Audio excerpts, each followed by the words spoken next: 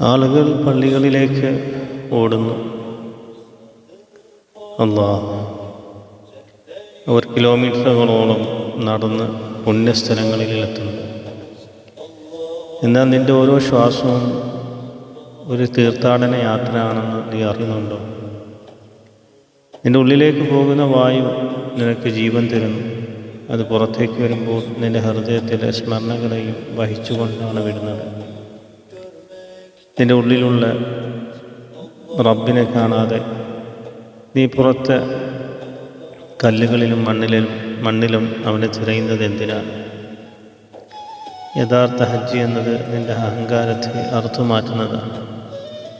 യഥാർത്ഥ നിസ്കാരം എന്നത് നിൻ്റെ ചിന്തകളെ അള്ളാഹുലേക്ക് ലയിപ്പിക്കുന്നതാണ്.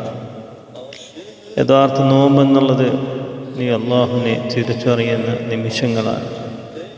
നീ നിൻ്റെ ഉള്ളിലെ കഅബ കണ്ടെത്തിയാൽ പിന്നെ നിനക്ക് എങ്ങോട്ടും യാത്ര ചെയ്യേണ്ടി വരില്ല. എവിടെ ഇരുന്നാലും നീ അള്ളാഹുവിന് മുമ്പിലായിരിക്കും. നിൻ്റെ വീട് തന്നെ ഒരു പള്ളിയായി മാറും. നിൻ്റെ ഓരോ പ്രവൃത്തിയും ഒരു ആരാധനയായി മാറും. അല്ലാഹ് നീ നമ്മളെ നിന്നിലേക്ക് അടുക്കുന്ന, നിന്നെ അറിയുന്ന യഥാർത്ഥ അടിമകളിൽ പെടുത്തണേ അല്ലാഹ്. യഥാർത്ഥ മരണം നിൻ്റെ ശരീരം മണ്ണിൽ ചേരുന്നതല്ല, മറിച്ച് നിൻ്റെ തന്നിഷ്ടങ്ങളെയും ദുരാഗ്രഹങ്ങളെയും നീ ജീവിച്ചിരിക്കുമ്പോൾ തന്നെ കൊന്നുകളയുന്നതാണ്. നിൻ്റെ അഹംഭാവം മരിക്കുമ്പോൾ നിൻ്റെ ആത്മാവ് ഉയർത്തെഴുന്നേൽക്കുന്നു.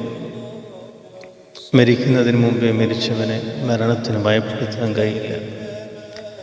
അവൻ ഈ ലോകത്ത് ജീവിക്കുമ്പോഴും മറ്റൊരു ലോകത്തിൻ്റെ ആനന്ദത്തിലായിരിക്കും.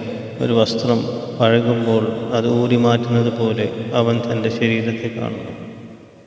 നീ നിൻ്റെ മോഹങ്ങൾ ഇല്ലാതാക്കും. അപ്പോൾ നീ ഒരിക്കലും മരിക്കാത്ത പ്രകാശമായി മാറും. മരണം ഒരു അവസാനമല്ല, മറിച്ച് ആനന്ദതയിലേക്കുള്ള ഒരു വാതിൽ മാത്രമാണ്.